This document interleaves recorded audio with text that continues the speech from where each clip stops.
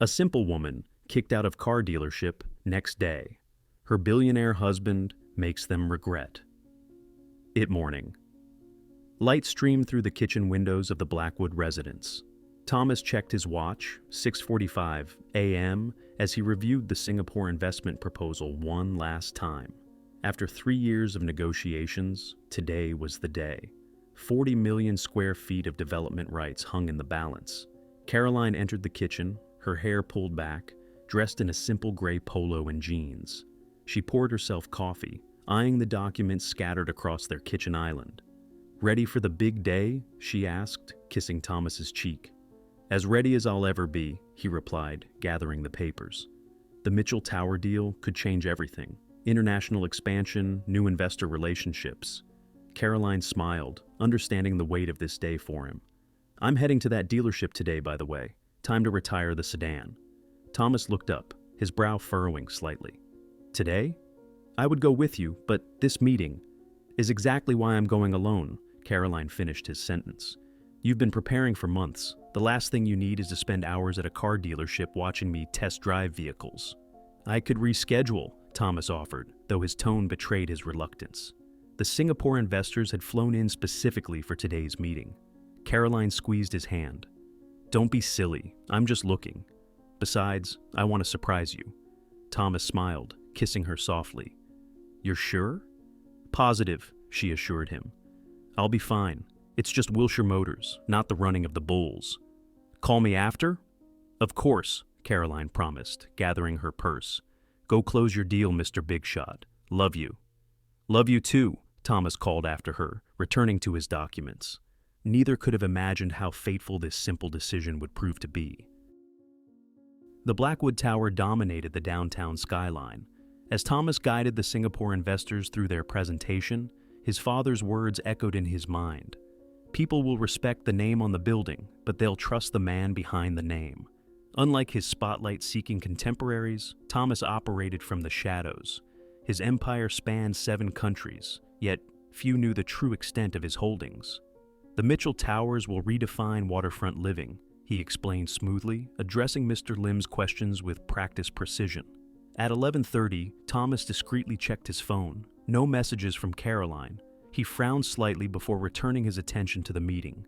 During a brief break, he texted her. "How's the car shopping going? Found anything you like?" No reply came. As the meeting adjourned for lunch, Thomas checked his phone again, that small kernel of worry growing. Caroline always responded promptly.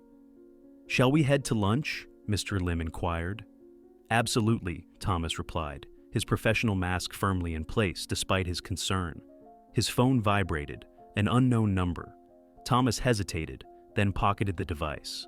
40 million square feet of development hung in the balance. The Singapore investors took priority. For now. The private dining room at Clayton's overlooked the harbor, the sunlight dancing across the water, creating a hypnotic display that normally would have captivated Thomas. Today, however, his mind remained elsewhere. "The waterfront access is unprecedented," he explained, gesturing toward the architectural model positioned at the center of the table. "Each residence will have direct marina access, with private boat slips available for the penthouse levels." Mr. Lim nodded appreciatively, studying the intricate details of the model. The design is exceptional, modern, yet timeless. As the first course arrived, Clayton's famous seared scallops with citrus reduction, Thomas felt his phone vibrate again. The same unknown number, twice in 15 minutes. "Excuse me, gentlemen," he said, rising from his seat. "A matter requires my brief attention." In the hallway outside, Thomas answered the call, his voice low but commanding. "Thomas Blackwood?" "Mr. Blackwood?" The woman's voice was hesitant, uncertain. "You don't know me. My name is Jenny Martinez. I work at Wilshire Motors." Thomas's grip tightened on the phone. "Is this about my wife?" "Yes, sir." A pause.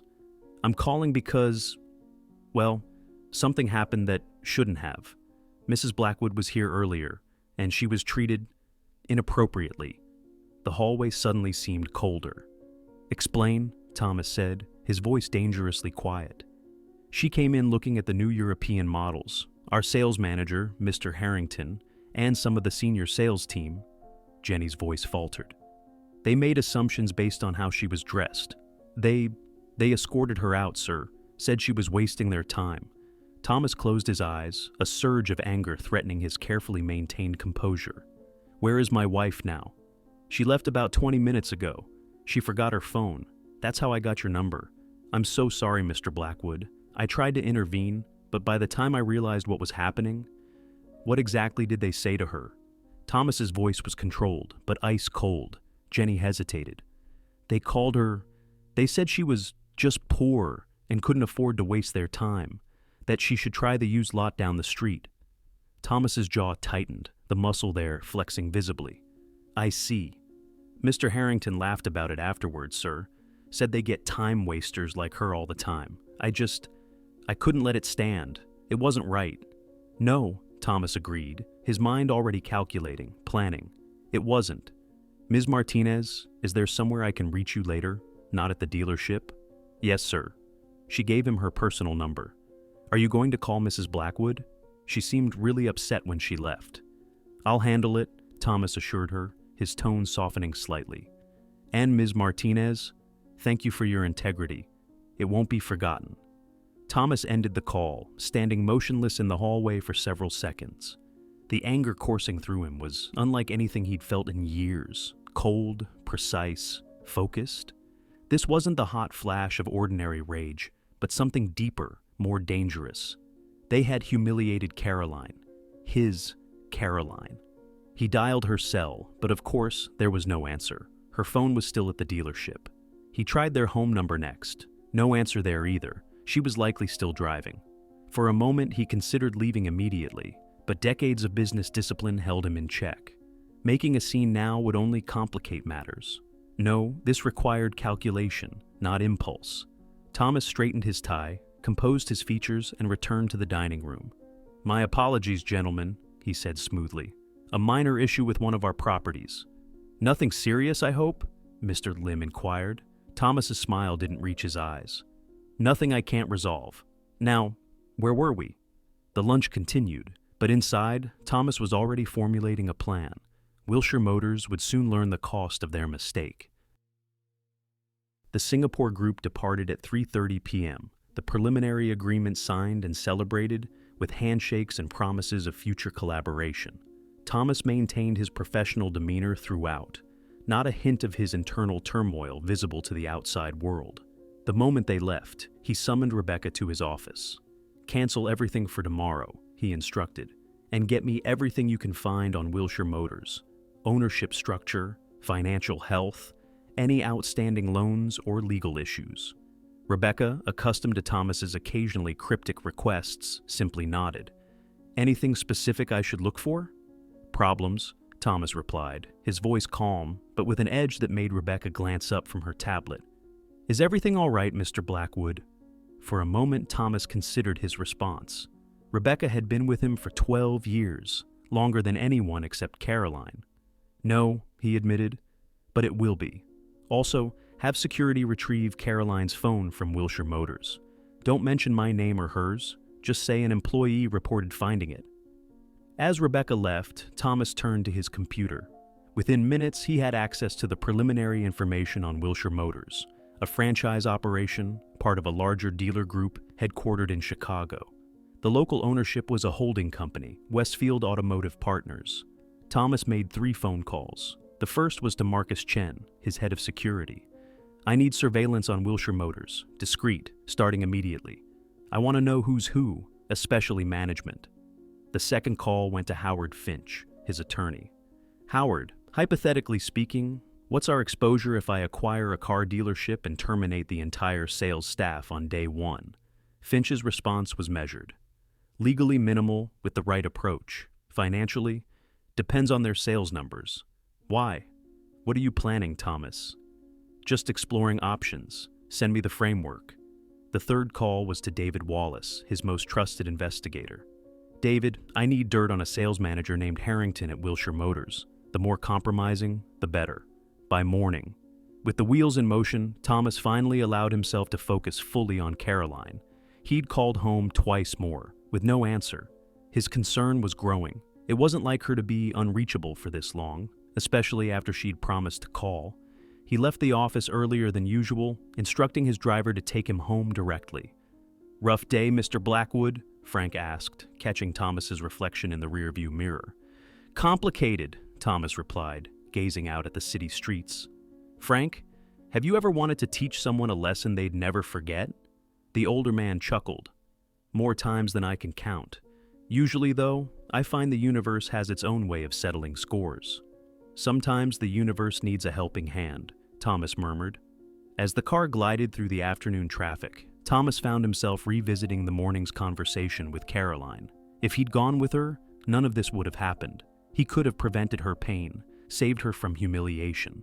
The realization twisted in his gut like a knife. He'd been so focused on the Singapore deal, millions of dollars, international prestige, that he'd let Caroline face the mundane task of car shopping alone, and she'd suffered for it.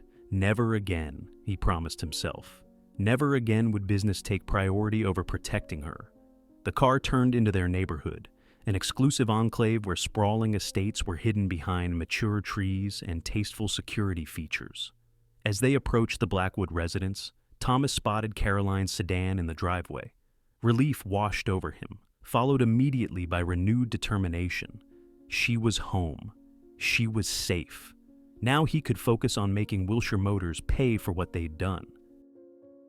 The house was quiet when Thomas entered, the familiar comfort of their home now tinged with an unfamiliar tension. He found Caroline in their sunroom, curled up in the oversized chair that overlooked their gardens, a book open but clearly unread in her lap. "Caroline?" he called softly, setting his briefcase down. She looked up, her eyes meeting his. Thomas felt a fresh surge of anger at the hurt he saw there. Caroline, brilliant, confident Caroline, had been diminished somehow. "You're home early," she observed, her voice uncharacteristically subdued. Thomas crossed the room, kneeling beside her chair. "Jenny Martinez called me." Understanding dawned on Caroline's face.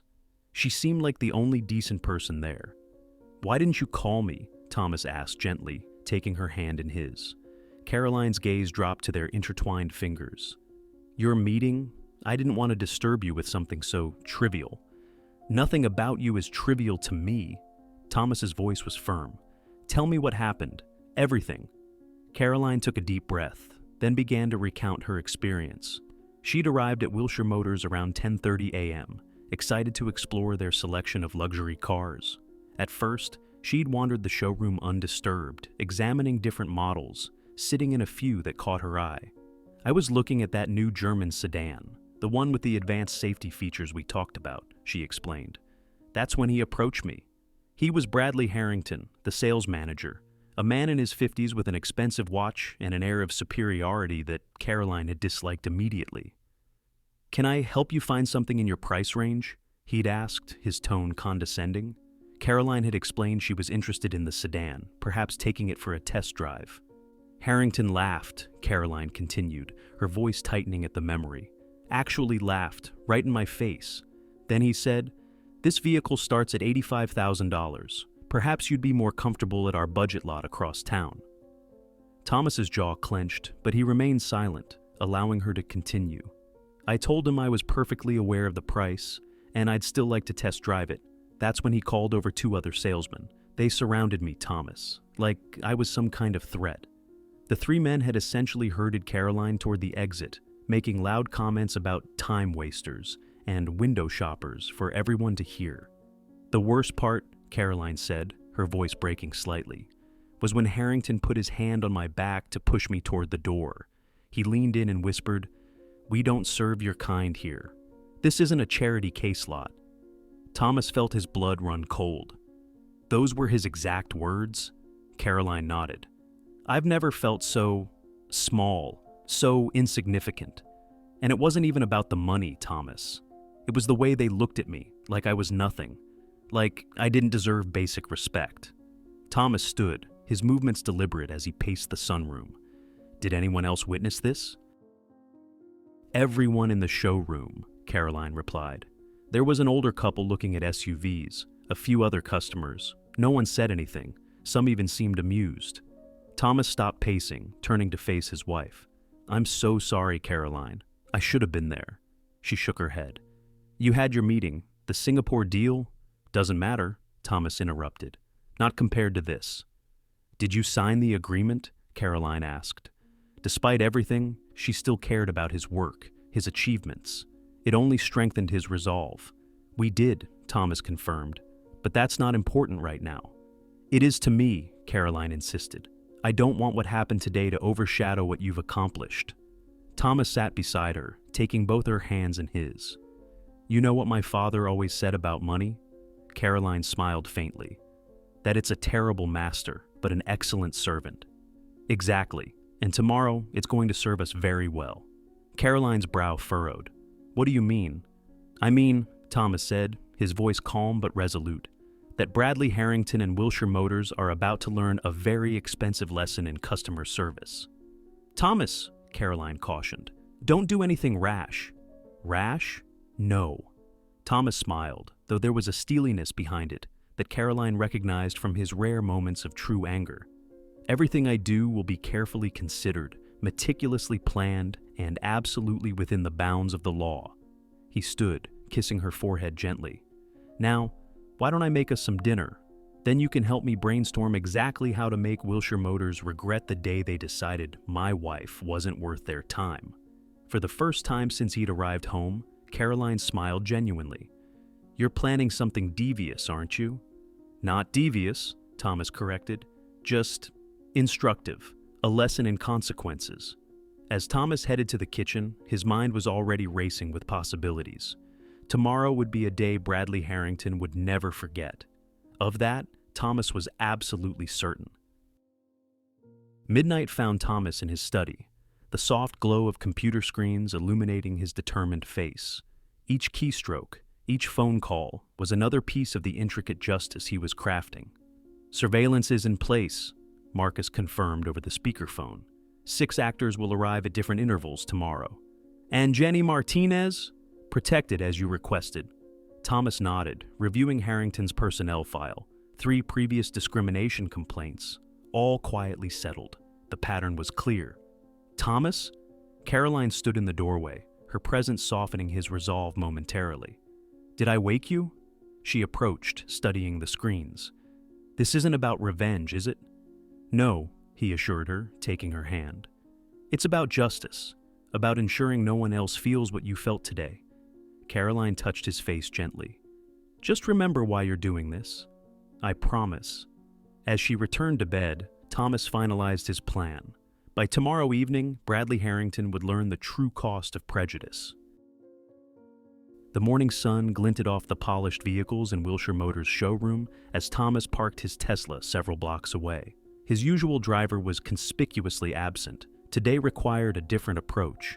Thomas had dressed with deliberate care, faded jeans with a small tear at the knee, scuffed work boots, and a plain gray sweatshirt that had seen better days.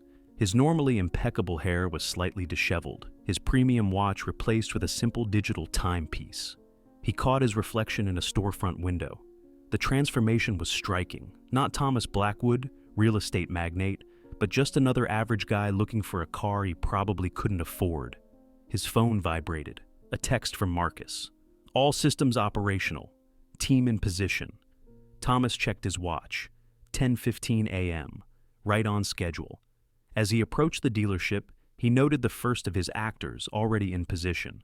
An elderly woman being dismissively guided toward the economy models by a salesman who kept checking his phone. Phase 1 was underway. Thomas entered Wilshire Motors with the slightly hesitant air of someone intimidated by luxury. He allowed his gaze to wander, purposefully lingering on the most expensive models. It took precisely 47 seconds before Bradley Harrington noticed him. Thomas had memorized the sales manager's face from the personnel files. Mid-50s, silver-streaked hair, the artificial tan of someone who spent more time on golf courses than beaches. Harrington nudged a younger salesman, nodding in Thomas's direction with a smirk. Thomas pretended not to notice, instead running his fingers reverently over the hood of a sleek sports car with a price tag that exceeded most people's annual salaries. Can I help you find something more attainable? Harrington's voice oozed condescension. Thomas turned, feigning surprise. Just looking, thanks. This particular model starts at $130,000, Harrington said, enunciating each number as if speaking to a child. Perhaps something in the pre-owned section would be more appropriate. Thomas suppressed his instinctive reaction, instead channeling what Caroline must have felt. "Actually, I'd like to test drive it." Harrington's smile tightened. "Our test drives require pre-qualification, sir. Proof of income, credit check. That's not what your website says." Thomas maintained his calm demeanor. "It says test drives are available to all prospective customers." Two other salesmen drifted over, flanking Harrington in a move Thomas recognized from Caroline's description: the triangle formation, designed to intimidate. "Look," Harrington said, dropping all pretense of courtesy, "we both know you're not buying this car. Let's not waste each other's time." "How do you know what I can afford?" Thomas asked, genuinely curious, despite knowing exactly what would come next. Harrington's eyes flicked over Thomas's attire, his smile turning cruel. "Let's just say, experience." "Experience?" Thomas echoed. "In recognizing time wasters," Harrington clarified, "people who clearly don't belong in an establishment like this." And there it was, the same prejudice Caroline had faced, laid bare without shame or awareness. Thomas checked his watch again. 10:23 a.m. Phase 2 could now begin. People who don't belong in an establishment like this. The words hung in the air between them, a perfect mirror of what Caroline had endured. Thomas absorbed the sting, feeling a deeper understanding of his wife's humiliation wash over him. "I see," Thomas said quietly. "And you can tell that just by looking at me?" Harrington exchanged smug glances with his colleagues. "Look, buddy, we deal with this every day. People come in wanting to play make-believe with cars they can't afford. Meanwhile, serious customers are kept waiting." As if on cue, the elderly woman across the showroom raised her voice. "Excuse me, I've been waiting for 20 minutes to discuss the luxury sedan." The young salesman attending her looked flustered. "Ma'am, as I explained, that vehicle might be out of your price range." "And how would you know my price range?" she demanded, her refined voice carrying perfectly across the showroom. Thomas recognized Mrs. Fontaine, a retired Broadway actress and friend of Caroline's mother, now delivering the performance of a lifetime. Simultaneously, a well-dressed black couple by the SUVs were being directed to the economy vehicles. Despite clearly stating their six-figure budget, the showroom was transforming into a tableau of discrimination, carefully orchestrated, yet genuine in its exposure of Wilshire Motors' systemic problems. Through the glass doors, Thomas spotted a news van pulling up. "What's happening?" Harrington muttered, his attention momentarily diverted. Thomas checked his watch again. 10:28 a.m. "Justice?" he answered simply as the doors opened. Louise Gardner entered, cameraman in tow, her press credentials prominently displayed. "We're doing a special report on discriminatory practices in luxury retail," she announced, heading straight for the elderly woman. "I understand you've experienced some issues today." Harrington's face drained of color. "This is private property with public access," Louise countered smoothly. "We've received multiple complaints about Wilshire Motors this morning alone." Other customers, Thomas's carefully selected actors, began sharing their experiences, each story building upon the last. The real customers in the showroom watched in stunned silence, some nodding in recognition. Harrington turned to Thomas, confusion giving way to suspicion. "Who are you?" Thomas straightened, dropping the hesitant demeanor completely. His posture shifted, his eyes sharpened, and even in his casual clothes, an unmistakable aura of authority emerged. "Someone you should have treated with respect," he replied, "just like everyone else who walks through your doors." The transformation was subtle, yet unmistakable. Though still dressed in worn jeans and a sweatshirt, Thomas now carried himself with the natural command of someone accustomed to being obeyed. "What is this?" Harrington demanded, glancing nervously between Thomas and the gathering media crew. Thomas studied him with the calm assessment of a man calculating value, not of cars, but of character. "This," he said, voice pitched to carry across the now silent showroom, "is a lesson in appearances." From the entrance, a new figure appeared, Caroline, elegant in a simple dress, her quiet dignity a stark contrast to the chaos unfolding. "Yesterday," Thomas continued, "this woman, my wife, came here looking for a particular car. Instead of service, she received humiliation. Instead of respect, she was escorted out. Recognition dawned on Harrington's face. "Look, there must be some misunderstanding." "There's no misunderstanding," Thomas interrupted.